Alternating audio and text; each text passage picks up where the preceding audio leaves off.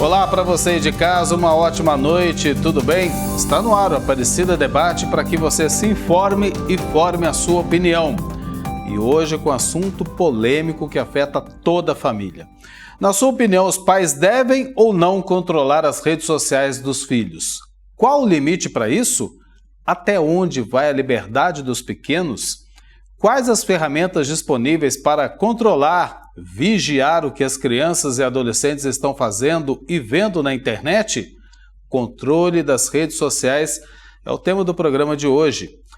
Todos concordam que a internet trouxe muitos benefícios e avanços, mas também não se pode esquecer dos cuidados necessários ao acessar o mundo digital. Por meio de dispositivos eletrônicos, é possível compartilhar fotos e vídeos do dia a dia com extrema facilidade. Mas no caso das crianças e adolescentes, essa facilidade pode levar a pessoas mal intencionadas e é aí que mora o perigo. Quem vai debater com a gente neste primeiro bloco é a Cláudia Gabioneta, coordenadora pedagógica da revista Qualé, professora com mais de 25 anos de experiência no ensino fundamental, pedagoga com pós-graduação em Gestão e Educação pelo Instituto de Ensino Superior Vera Cruz e grande experiência com educação inclusiva. Cláudia, boa noite, muito bem-vinda aqui ao Aparecida Debate. Tudo bem com você? Tudo bem, você? Tudo ótimo, melhor agora falando com você. Seja bem-vinda mais uma vez aqui ao Aparecida Debate. Mas olha só, Cláudia, antes da gente iniciar a nossa conversa, vou pedir para você assistir junto comigo uma reportagem que mostra uma pesquisa inédita sobre o uso da internet entre crianças e adolescentes no Brasil.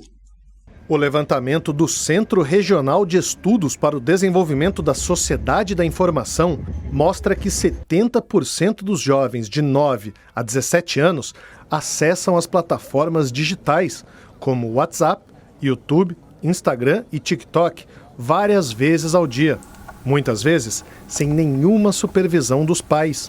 Outra pesquisa, do Núcleo de Informação e Coordenação do Ponto BR, apontou que a maior parte dos pais, 77%, entende que os filhos estão seguros na internet. Os dados confirmam que metade das crianças de 9 a 10 anos acessam vídeos e jogos sem acompanhamento dos responsáveis. E 1/3 dos usuários, de 9 a 17 anos, já passou por situações ofensivas ou que não gostaram em ambientes virtuais. E na maioria dos casos, os pais sequer ficam sabendo. Outra informação preocupante é a proporção de menores que se comunicam com pessoas que não conhecem na vida real. Isso aconteceu com 43% dos jovens de 15 a 17 anos. A pesquisa mostrou ainda que os pais que usam algum tipo de recurso para bloquear ou filtrar a navegação dos filhos são 34% no caso de sites e 32% em aplicativos. Já os métodos que limitam o tempo que a criança ou adolescente passa na internet são utilizados por apenas 24% dos pais. No fim do ano passado, a Austrália aprovou uma lei que proíbe o acesso de menores de 16 anos a plataformas como Facebook, TikTok e Instagram. A medida, inédita no mundo, prevê multas de até 32 milhões de dólares para as empresas que descumprirem a regra. Elas têm esse ano para se adequarem à nova legislação, que começa a valer em 2026. Seguindo o mesmo modelo, a Indonésia também começou a discutir uma lei para definir a idade mínima para usuários das redes sociais, visando proteger as crianças no espaço digital. Ainda não foi definido que limite seria esse. Na Indonésia, com cerca de 280 milhões de pessoas, 79,5% têm acesso à internet. 48% das crianças menores de 12 anos utilizam alguma plataforma. Mas o que pensam os jovens brasileiros sobre este assunto? Eu, particularmente, acho que é ruim. Não deveria ser aplicada essa lei, não. Por quê? Justamente por esse motivo. Ele está limitando o acesso das crianças a algo que eles têm direito de usar no dia a dia. Então, algo que às vezes ele poderia usar para ajudar no dever de casa, falar com algum amigo de longe ou coisa do tipo, ele está limitado justamente por isso. Se fosse jogos seguros não tem problema, mas redes sociais acho que é mais perigoso porque alguém pode enganar e pedir dados pessoais das crianças sem elas saberem que é perigoso. Bem, a gente vai conversar então com a Cláudia, né? E eu vou ser bem direto na pergunta, que é a introdução nossa no programa de hoje. Os pais devem ou não, Cláudia, controlar, vigiar as redes sociais dos filhos? Ou até permitir que eles tenham redes sociais? Olha, Eduardo, eu como educadora gosto mais de usar as palavras cuidar e mediar, né? Acho que a criança, desde que ela nasce, enfim, quando ela começa a andar, ela precisa ser cuidada e mediada aí nos primeiros passos. Quando ela aprende a andar de bicicleta sem rodinha, ela precisa de cuidado e mediação, e não é diferente no mundo digital, né? Os pais precisam, sim, fazer essa introdução, ensinar, mostrar os perigos, as coisas boas, enfim, que a internet oferece, né? Então, esse controle, ele é necessário, ele é mais do que isso, ele é educativo, né? E obedecendo, claro, as diferentes faixas etárias, né? Porque sabemos que redes sociais, por exemplo, só é permitido para crianças, pré-adolescentes acima de 13 anos. Então, esse uso precisa, sim, ser cuidado, imediado e gradativo. Olha, eu sou pouco de rede social, viu, Cláudia? Mas pelo pouco que eu vejo, a gente percebe que tem até crianças com perfis em redes sociais hoje em dia, né? E isso estimulado pelos próprios pais. Estou equivocado ou não? Não, infelizmente não. E assim, para uma criança entrar numa rede social, ela precisa burlar o ano de nascimento dela, né? Para que fique com 13 anos, enfim, para que a rede permita. E quando ela faz isso, né, ela já está agindo de forma incorreta e muitas vezes os pais sabem e permitem, enfim, isso é uma questão muito delicada, né, que precisamos, como sociedade, né, as escolas, os pais, precisamos conversar muito sobre isso, né, para que todos nós, para que a gente se conscientize. Às vezes o pai, ele não tem nem, né, os pais não têm consciência do perigo, dos perigos que ele está expondo o seu filho. Então, ele precisa também ser informado, né? Ele precisa também dessa mediação midiática para aí sim se conscientizar e poder ajudar os seus filhos. Até porque, não é, Cláudia, é uma exposição muito acentuada de uma criança. Vamos supor, uma criança Sim. de 6, 7 anos de idade já estar exposta assim a sua vida colocada para o mundo virtual. Sim. É muito cedo para isso, né, Cláudia? Sim, é muito cedo, né? E hoje em dia existem, né, os aplicativos, né, para aqueles pais que não sabem e que querem fazer isso agora, né, os aplicativos de controle parental, né, que podem ser usados nos dispositivos, né? Eles ajudam a monitorar as atividades, então eles são capazes de bloquear os conteúdos inadequados, bloquear a conversa com desconhecidos e até o tempo de uso.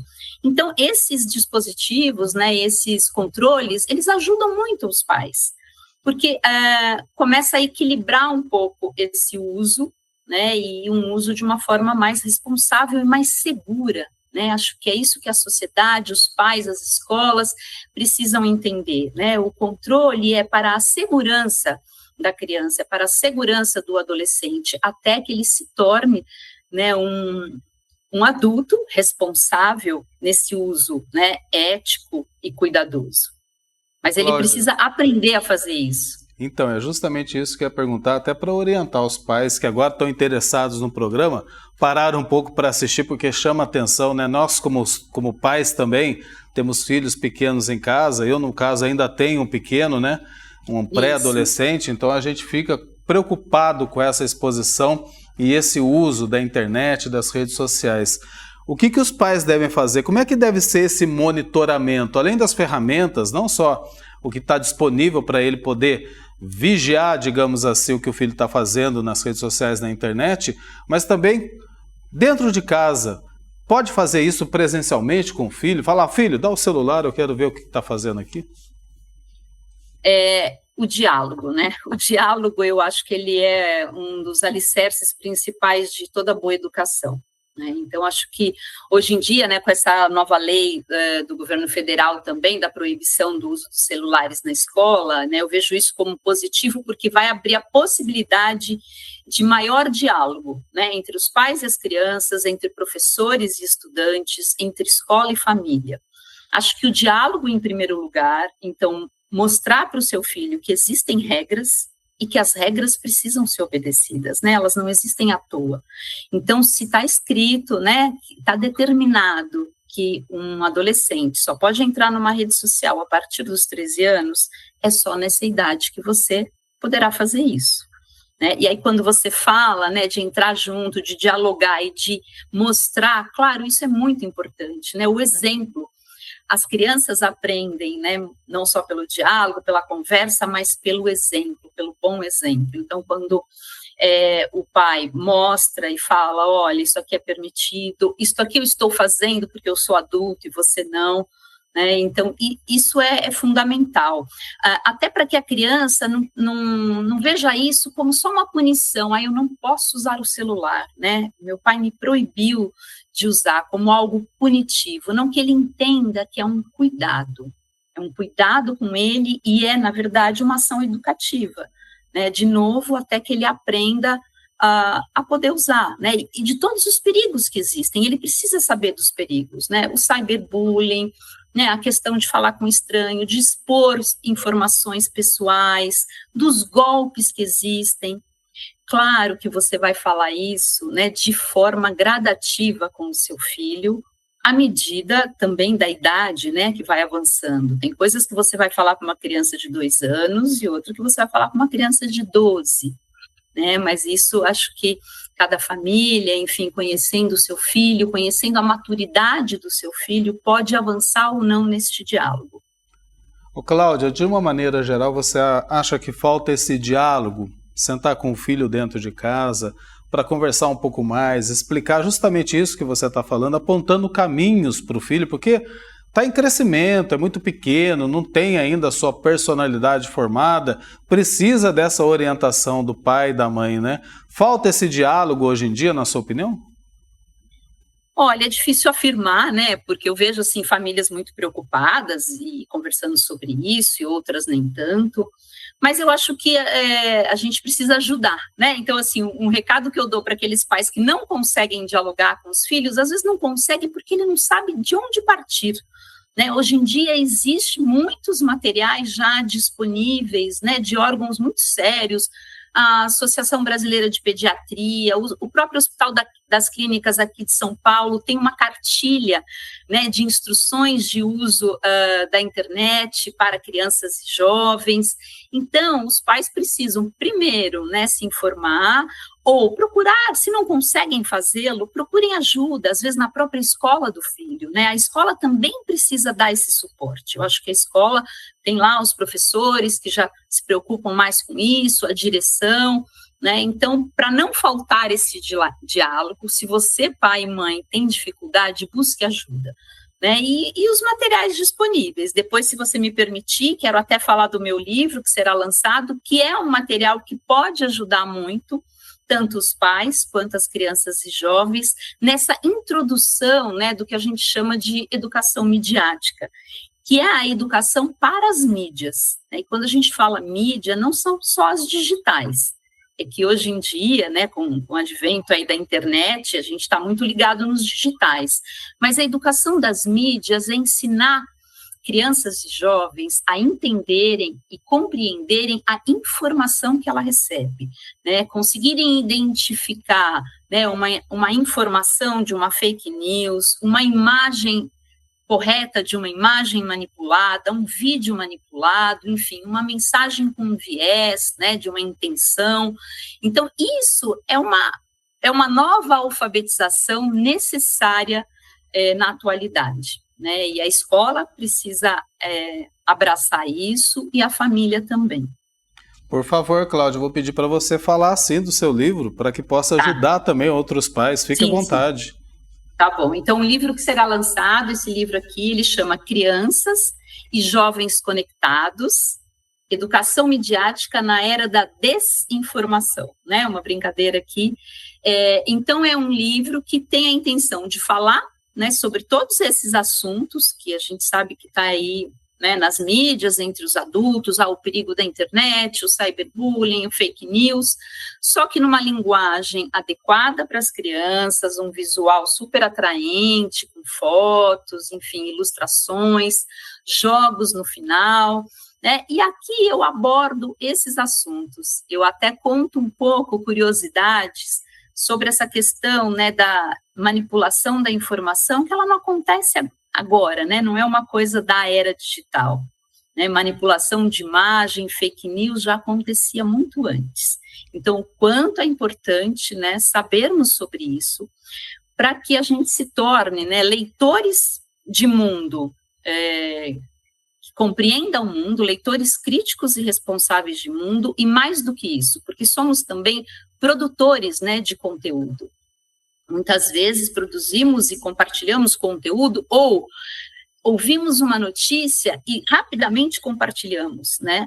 Olha a responsabilidade que temos em relação a isso. Eu vou compartilhar algo que eu não tenho certeza que é verdadeiro, né, que é uma fake news? Não, eu não devo fazer isso. Né? Então, a criança também precisa aprender a essa ética, né, essa ética digital, que ela precisa ter. Cláudia, eu tenho um tempinho, eu quero aproveitar você, pela sua experiência, pela sua vivência na área. Também é mãe, né? Sim, sou mãe. Quantos filhos, Cláudia? Eu tenho 2 filhos. Já grandes? Já. 23 e 17. Mas passaram a 17, tá lá ainda, né? Na adolescência para a juventude, né? Passou por tudo isso com a tecnologia. Você citou a lei, né, que proíbe o telefone celular nas escolas públicas e privadas, foi sancionada pelo presidente Lula, já está em vigor para esse ano letivo de 2025, agora as escolas têm que se adequarem, né, a essas novas regras. E a gente citou também aqui a questão da Austrália, que é o primeiro país no mundo a proibir para menores o uso das redes sociais. São medidas que vêm em bom tom para tentar segurar um pouquinho essa onda da tecnologia entre a garotada, ou não? Você acha que não vão pegar aqui no Brasil? Então, eu vejo como algo positivo, né? No entanto, eu acredito que a restrição do uso nas escolas, ela não invalida, pelo contrário, se torna ainda mais necessário esta educação para o uso. Né, porque seja a partir dos 13 ou dos 16, como será na Austrália agora, um dia esse adolescente vai usar, né, os dispositivos, o celular, enfim, e fora da escola, talvez ele continue usando, né, então essa educação, essa formação precisa ser dada independente de estar usando na escola ou não. E a lei, na verdade, ela é uma lei que restringe o uso, né, o professor pode usar o celular quando ele considerar adequado para situações pedagógicas, né, para o uso da ferramenta digital de forma positiva, né, a colaborar com o processo de ensino-aprendizagem do seu estudante.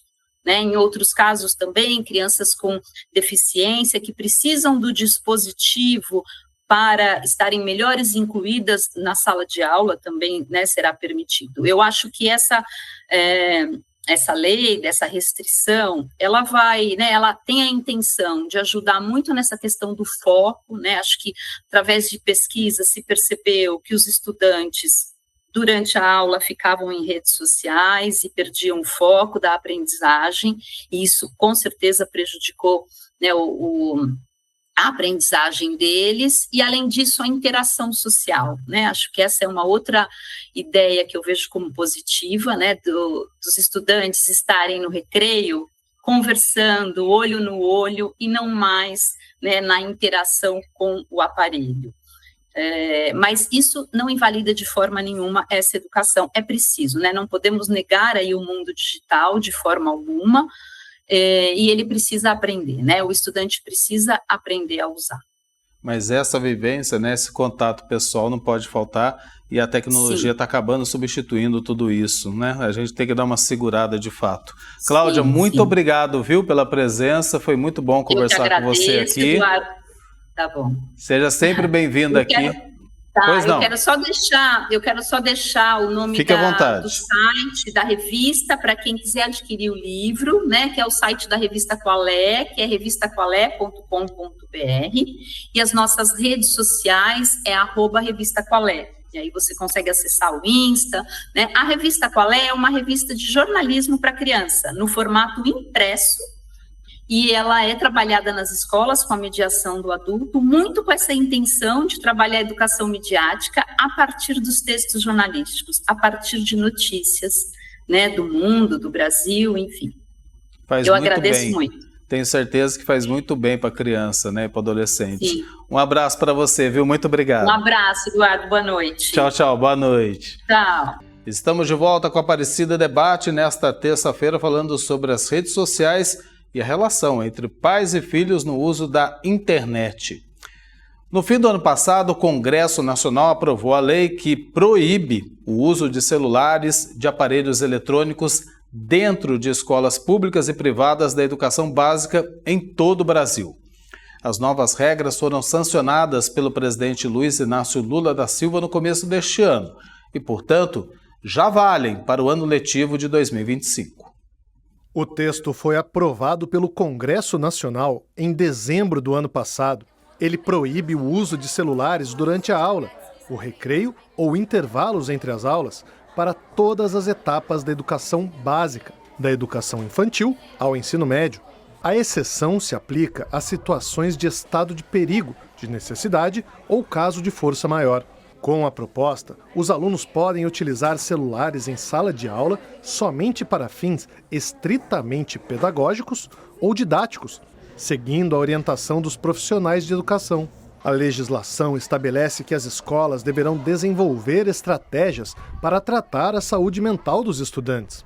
Entre as ações previstas está a determinação de que as instituições de ensino precisarão informar às crianças e aos adolescentes os riscos do uso não moderado de aparelhos eletrônicos, além de oferecer treinamentos periódicos para a identificação, prevenção e abordagem de sinais sugestivos de sofrimento psíquico e mental decorrentes do uso prolongado das telas e dos dispositivos eletrônicos.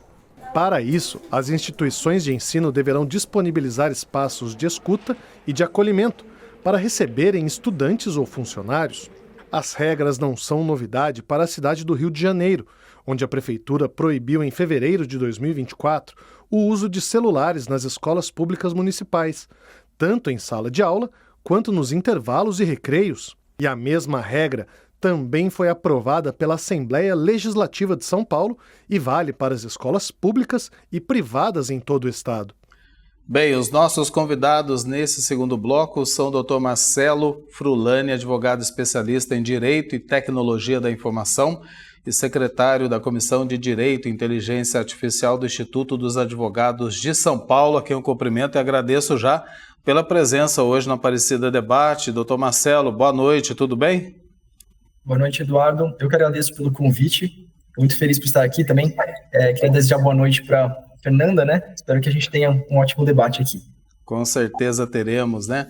Então a nossa outra convidada, a doutora Fernanda Las Casas, presidente da Comissão Nacional de Pesquisa do Instituto Brasileiro de Direito de Família, instituição jurídica não governamental sem fins lucrativos, que tem o objetivo de desenvolver e divulgar o conhecimento sobre o direito das famílias.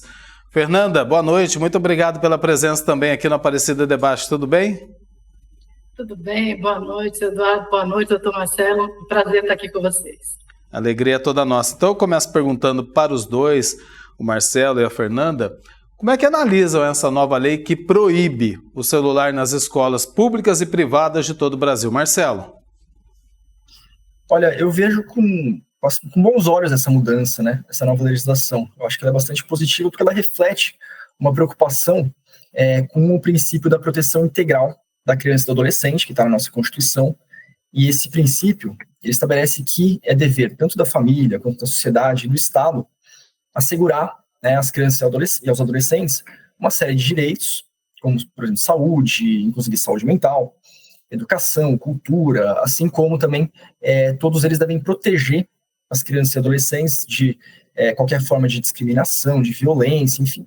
Então, eu acho que a lei ela busca criar um equilíbrio entre alguns objetivos, né? Então, primeiro, de um lado, né, ela proíbe o uso dos aparelhos em boa parte das situações nas escolas, né? Não proíbe de forma absoluta, mas em boa parte das situações, para justamente tentar proteger tanto ali a saúde mental das crianças, né? Contra o uso abusivo desses dispositivos que podem prejudicar. Também a questão do aprendizado, né? Um uso que não seja de uma forma que prejudique aquele aprendizado durante o período que a criança está na escola. E, por outro lado, ela tenta garantir também que esses aparelhos sejam usados para fins didáticos, ou em situações, por exemplo, que seja necessário para garantir a acessibilidade, a inclusão de alunos.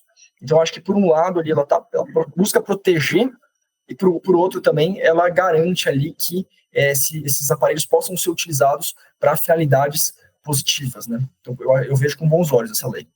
Fernando, e na sua opinião, proibir o uso de celular nas escolas é o melhor caminho? Teria um outro caminho para tentar controlar um pouco mais essa utilização desenfreada de crianças e adolescentes navegando pelo mundo da internet ou não? Eu acho que é uma boa medida nesse momento, uma vez que a gente já tem estudos no mundo inteiro que demonstram que está havendo um déficit de atenção das crianças.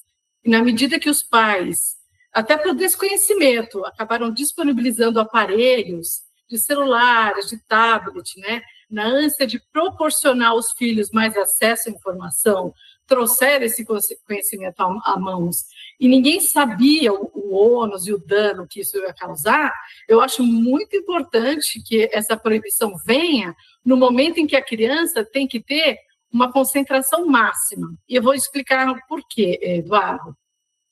Existem estudos, e não é só no Brasil, né? Eu estou falando que o Brasil se baseou aí em relatório da Unesco e até estudos, por exemplo, não sei se você conhece um neurocientista brasileiro, o Dr. Miguel Nicoleles, e que ele fala do estudo do cérebro, né? Que principalmente, o que é o que diz a lei, que na primeira infância, que é onde a gente molda o cérebro da criança, em que ela está preparada para assimilar tudo que tem no meio ambiente, se a gente não trouxer a criança para sociabilizar nesse momento e para ela assimilar o mundo à volta dela, numa concentração na escola, trazendo outras coisas que não são importantes, ela vai perder aquele momento mais importante da formação dela, do estudo, do ensino. Então, eu acho que nesse momento é importante, sim, até que a gente saiba e aprenda como usar a tecnologia. Pois é, né? Agora eu queria aprofundar um pouco mais sobre a lei, até para a orientação dos pais, que também, a exemplo das escolas, vão ter que se adaptar a essa nova lei, né? Porque tem a lei federal, que foi sancionada pelo presidente Lula, vale para todas as escolas públicas e privadas da educação básica, ensino fundamental até o ensino médio em todo o Brasil. Mas a gente citou também na reportagem, tem a lei específica, o Rio de Janeiro, que saiu na frente, a cidade do Rio de Janeiro, e o estado de São Paulo. Essas leis divergem uma da outra, Marcelo? Você tem conhecimento sobre isso? Uma se sobrepõe à outra, ou seja, a escola aqui em São Paulo deve seguir a lei estadual ou a lei federal? Olha, do que eu conheço das leis até agora, elas seguem uma linha bastante parecida. Então, ao mesmo tempo que elas buscam proteger, de um lado, as crianças e os adolescentes, estabelecendo que os celulares não devem ser usados, a não ser em situações de necessidade ou para fins didáticos, as estaduais seguem mais ou menos a mesma linha. Já eram leis que estavam sendo aprovadas, né, no ano passado, que a gente já vinha vindo, que também tem um movimento já de outros países aprovando leis nesse sentido. Então, alguns estados já vinham aprovando algumas leis no ano passado. Essa lei federal agora, que vai se aplicar ao país inteiro, ela vem para consolidar um movimento que já vinha acontecendo, mas pelas leis que eu conheço, sim, elas seguem uma linha bastante semelhante, tá? Não vai ter grande problema com isso de conflito entre essas legislações. E agora, Fernanda, as escolas têm que se adaptar a essas novas regras, né? Tem um tempo para isso, né? Logicamente, até os pais vão ter que se acostumar junto com os filhos. Tem todo um processo agora, né? Isso é verdade, mas é muito importante que os pais tenham muita atenção com os filhos, tanto dentro de casa, né? E não terceirizem essa responsabilidade só para a escola, né, Eduardo? porque o problema da gente trazer esse abandono digital que a gente fala, né, de dar um aparelho celular, que a gente está falando só do celular da lei, mas pode ser um tablet, pode ser um computador, trazer o acesso à internet para a criança sem a supervisão, né, isso pode ser muito danoso. Então, os pais têm que ficar atentos a isso imediatamente já, com lei ou sem lei. Isso é uma responsabilidade parental imediata, né? Na medida que você dá acesso à criança a isso. Queria que o Marcelo explicasse um pouco mais abandono digital. Ou seja, o pai dá o telefone celular ou um dispositivo eletrônico na mão do filho e deixa ele fazer o que quiser. É isso, abandono digital? Existem algumas formas de controlar o acesso dos filhos, né? Então, alguns navegadores fornecem a possibilidade de você colocar lá o que o filho pode ou não fazer, quais sites ele pode ou não acessar. Alguns sistemas operacionais também, Android, o da Apple também, você consegue fazer limitar de alguma forma o uso do celular. Então, assim, realmente dá para os pais fazerem algumas coisas também para controlar esse uso. Acho que também uma coisa importante isso ser dosado de acordo também com a idade. Então, crianças mais novas vão ter limites maiores, a partir do momento que ela vai crescendo, vira adolescente, esses limites vão ali mudando, né? Ela vai tendo um pouco mais de liberdade, um pouco mais de privacidade. Então, é sempre uma questão mesmo de conversar e de estabelecer um acordo ali entre os pais e os filhos, né? Para que haja o uso razoável desses dispositivos, da internet. Tem também sempre essas conversas sobre os riscos de uso das redes sociais, e tudo isso acho que é muito importante, né? Sempre ter esse diálogo entre os dois. Porque não pode terceirizar também, né, Fernanda? Porque se deixa com a responsabilidade da escola. Não, a escola que se vire com o filho vai reter o celular na entrada do colégio e ali a escola vai ter que administrar essa situação. Mas o filho vai voltar para casa. E aí dentro de casa o responsável é o pai e a mãe. Não pode fugir, né, dessa responsabilidade. É verdade, porque a responsabilidade de tudo que a criança faz sempre foi dos pais, mesmo antes dessa tecnologia toda estar disponível para a gente, mesmo antes dos smartphones, né? Então, vamos imaginar na época que nós, na nossa infância, saíamos na rua jogando bola e quebrava a janela de alguém. Nossos pais que poderiam ter que pagar essa janela, não é verdade? Então, hoje, que a gente tem uma tecnologia na mão, e a gente pode, numa loja de aplicativos, fazer compra de um joguinho, se tiver ali um cartão de crédito naquele smartphone, quem vai pagar por isso serão os pais. E se aquele adolescente, na posse daquele celular, fizer qualquer ato ilícito, e eu digo isso porque os adolescentes fazem coisas incríveis, impressionantes, eles podem quebrar seguranças, né? A gente já viu filmes aí, e os filmes, né, a arte imita a vida, então eles podem quebrar seguranças de bancos e tudo mais, e cometerem atos ilícitos, ou coisas mais simples, como a gente conhece que é o cyberbullying, né? E podem cometer atos na internet, discursos de ódio e tudo mais. Quem vai responder por isso serão os pais. E a gente não precisa criar nenhuma lei nova, não, porque já existem leis sobre isso, tanto no Código Civil como a lei do cyberbullying. Então, cabe aos pais a supervisão de tudo que os filhos fazem. E, certamente, os bons pais sempre estão orientando, conversando, e principalmente quando a gente dá uma tecnologia de amplo alcance para os filhos. Porque quando você dá um celular, você não está falando que ele vai conversar com alguém do lado, vai falar com o mundo inteiro. Não é verdade, Eduardo? Exatamente, né? Então eu até quero perguntar, até para alertar os pais que estão nos assistindo, né? Tem seus filhos ainda pequenos, deu o celular muito novo e a criança, adolescente utilizam-se do dispositivo eletrônico a maior parte do dia, porque hoje em dia está assim dentro de casa, né? Parece que se separou a família, cada um no seu cômodo, cada um no lugar da casa, usando o celular, mal se conversam, mal convivem, né, entre si. Então eu queria perguntar para você, Marcelo, o seguinte: o pai, ele é responsável pelo filho até a maioridade, certo? Então Sim. Ele vai responder civil e criminalmente por qualquer ato do filho?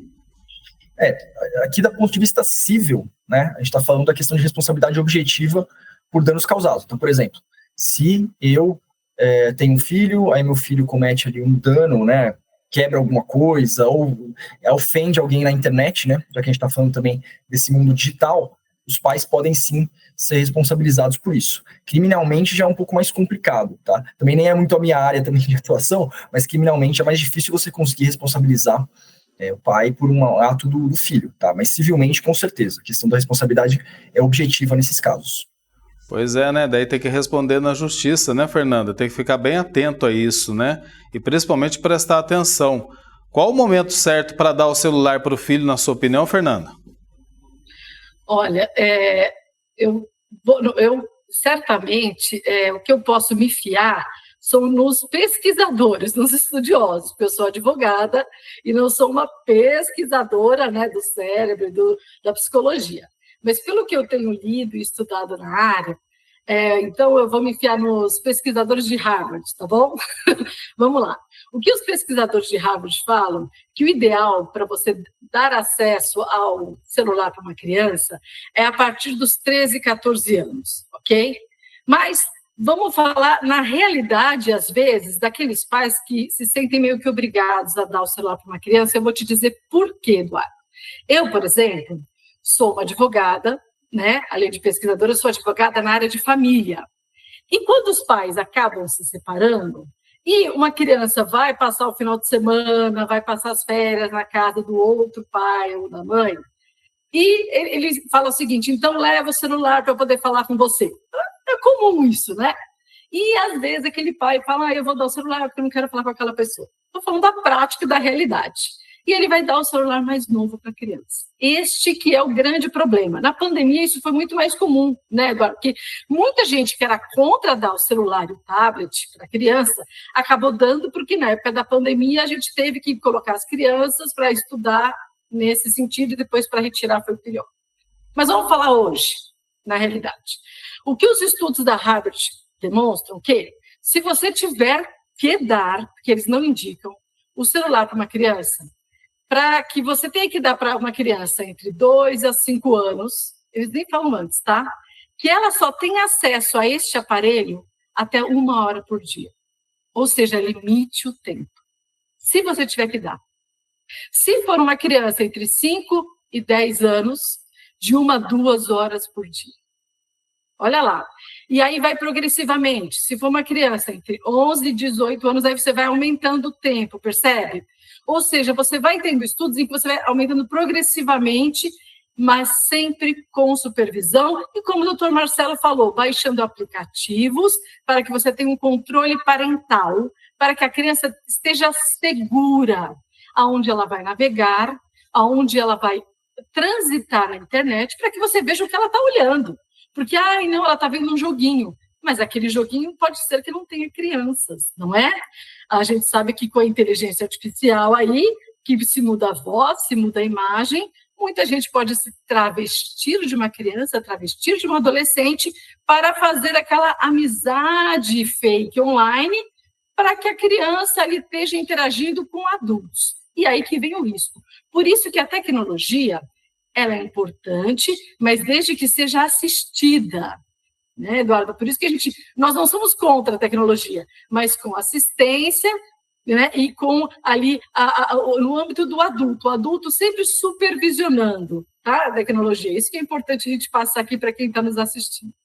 Pois é, né? Tanto para proteger os próprios filhos de armadilhas que são colocadas na internet, como também a saúde emocional e mental dessas crianças e adolescentes expostas cada vez mais à tecnologia.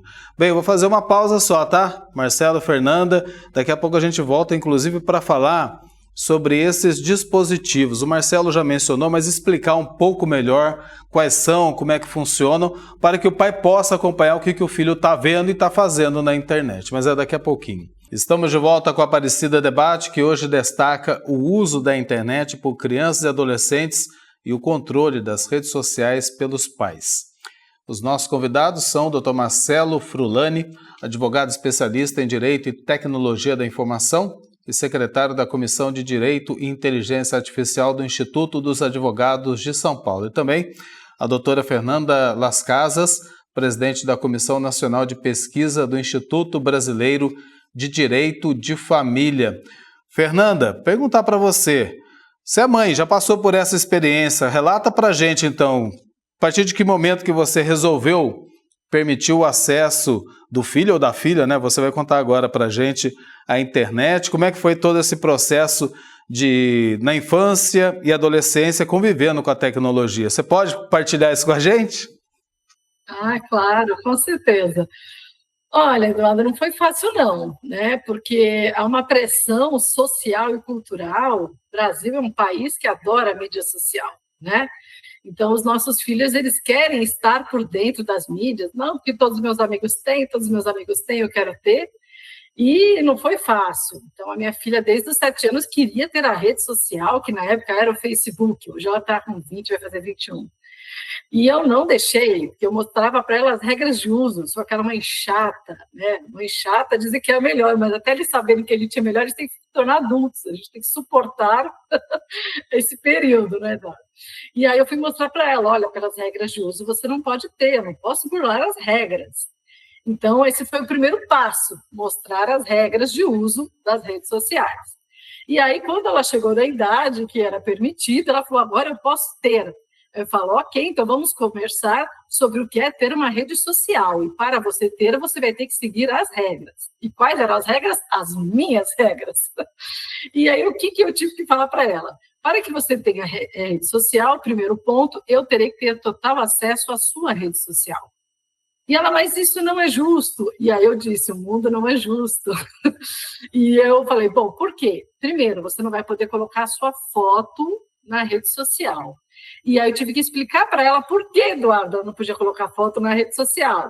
Eu falei, primeiro, porque tudo que você posta na rede fica para sempre. Então, você tem que pensar muito bem no que você vai postar.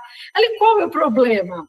Eu falei, o problema é que você gostaria que eu colocasse uma foto sua de quando você nasceu, usando pela primeira vez o piniquinho, que foi um orgulho para mim, eu colocar ali para todo mundo ver? Ela, claro que não. Eu falei, porque hoje você teria vergonha, não é? Ela, é.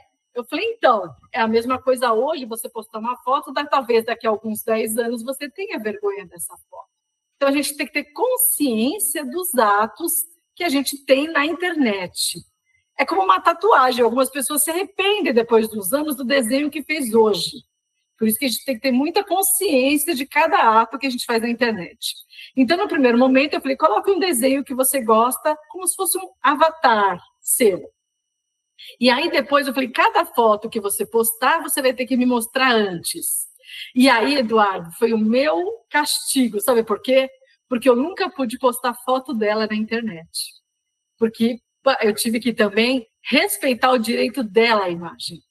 Porque eu falei que eu postasse foto dela, seria a foto dela na internet. E assim eu fiz até ela ficar adulta. E até hoje eu só posto coisas dela se ela me permite. E eu falei, outra regra, você só pode aceitar pessoas que você conhece pessoalmente depois que falar comigo. Conversar com pessoas que depois que você me mostrar quem são essas pessoas. E a gente sempre manteve um diálogo aberto, eu tenho que olhar as suas redes. E expliquei para ela por quê, não foi uma mera proibição. Falar, porque tem muita gente que engana as pessoas, que se passam por outras, né? E que às vezes vão querer fazer amizade com você, querer marcar um encontro com você no shopping, para tomar um sorvete, falando que tem a sua idade, não tem. E, de repente, vão te raptar. Ela, mas isso existe? Eu falei, existe. Infelizmente, existe. E é muito mais comum do que se imagina, não é? Então, se você postar uma foto, que você está com uma amiguinha, com o uniforme da escola, vão saber onde você estuda. Se você postar uma foto, que você está com uma viagem em família, vão saber que você viajou. E se sabe onde você mora, porque sabe onde você estuda e viram onde você vai para casa, vão saber que a sua casa está vazia. E assim, Eduardo, a gente deixa as pegadas digitais na internet. E esses são os riscos que a gente deixa quando tem uma rede social, que as crianças e os jovens não sabem. Então, eu tive que explicar tudo isso para minha filha, só que eu só expliquei para ela quando ela tinha idade o suficiente para entender, que não foi na infância, foi quando ela já era adolescente. E qual foi a consequência disso para ela? Ela sempre teve a rede fechada. Quando ela entrou na faculdade, ela sempre teve rede fechada e não postava nada.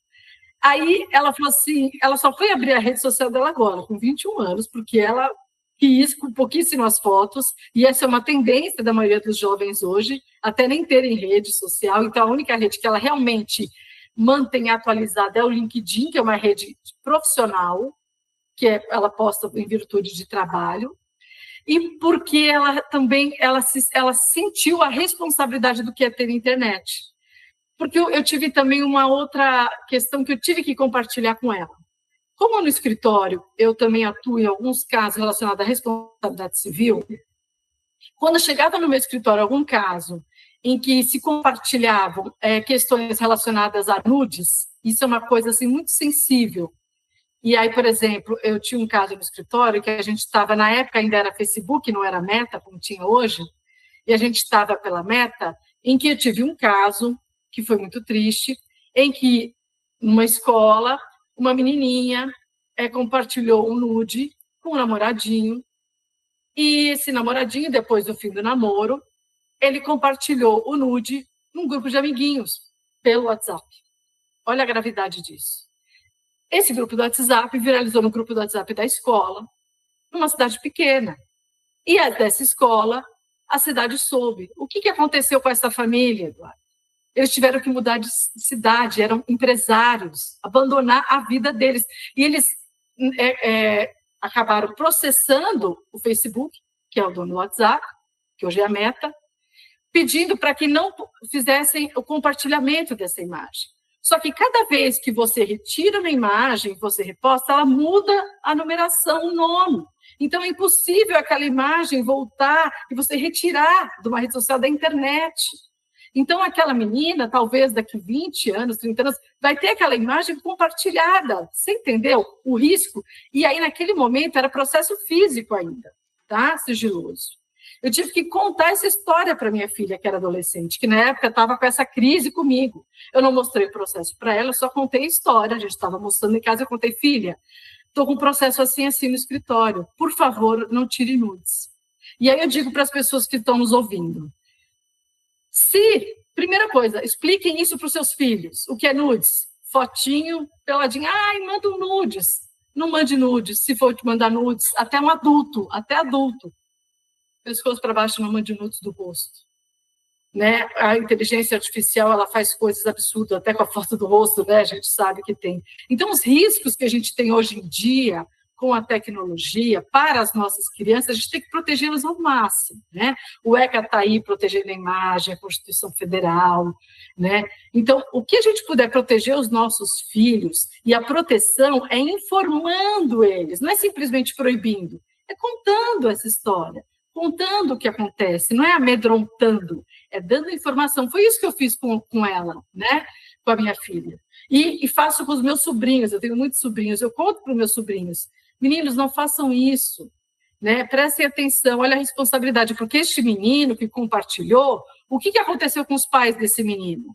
Tiveram que pagar uma baita indenização para esta menina e para os pais, que tiveram que fechar o comércio, quer dizer, olha a repercussão imensa, né, Eduardo, que a gente gera numa família, em todas essas vidas. E eu estou contando tudo isso aqui para você ver que uma pequena abertura numa rede social, até um WhatsApp, que é uma mídia, a gente acha que o WhatsApp é apenas troca. Não, o WhatsApp foi feito para ter um grupo de conversas, né? São todas redes sociais, né? WhatsApp, Telegram e tantas outras redes sociais que a gente tem que tomar cuidado com o que a gente posta ali, com o que a gente compartilha, né?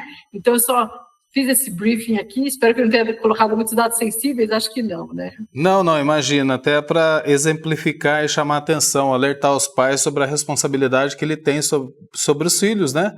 Quando crianças e adolescentes, os pais são responsáveis e devem assumir essa responsabilidade. Agora, Marcelo, a gente está caminhando para o final do programa, queria que você falasse então, tem como o pai controlar o que o filho está vendo e está fazendo na internet, né? Tem dispositivos para isso. Mais que isso, eu emendo a pergunta para você também falar sobre isso. Até onde vai a liberdade do filho no uso da internet? O pai tem o direito, enquanto pai, enquanto mãe, de chegar, filho, me dá o celular aqui na mão, quero ver o que você está vendo. Até onde vai a liberdade do filho quando a gente fala de tecnologia? Sim, exatamente. Tem esse poder, né? Está dentro do poder familiar, controlar esse tipo de coisa, com quem os filhos estão interagindo, com quem eles estão conversando. Hoje em dia, tem várias ferramentas possíveis para se fazer isso. Não necessariamente ficar sempre pegando também o celular da mão do filho. Isso às vezes nem é tão necessário, porque hoje em dia a gente tem algumas ferramentas, por exemplo, se você baixa um aplicativo de controle parental, né? No Google tem isso, no sistema operacional da Apple também tem essa possibilidade de você baixar ali um aplicativo para você controlar tempo de uso, quais são os sites que estão sendo visitados, os aplicativos que estão sendo baixados. Existem ferramentas também para você usar nas próprias redes sociais. Então, o Instagram, por exemplo, oferece essa possibilidade de os pais terem também um controle ali do tempo de uso, ver com quem a pessoa está conversando, né? Então é isso, assim, as crianças, os adolescentes, eles têm sim o seu direito à privacidade, mas ele é limitado justamente por causa desses riscos, e ainda mais a gente está falando da internet, riscos enormes, né? A doutora Fernanda estava até comentando a questão do compartilhamento de nudes. Hoje em dia, com ferramentas de IA, muitas vezes fotos que eram normais são transformadas ali em nudes, né, falsos, né? E isso já aconteceu até no Brasil, né, em algumas escolas, já aconteceram problemas desse tipo, né, de crianças e adolescentes compartilhando imagens que criaram usando inteligência artificial.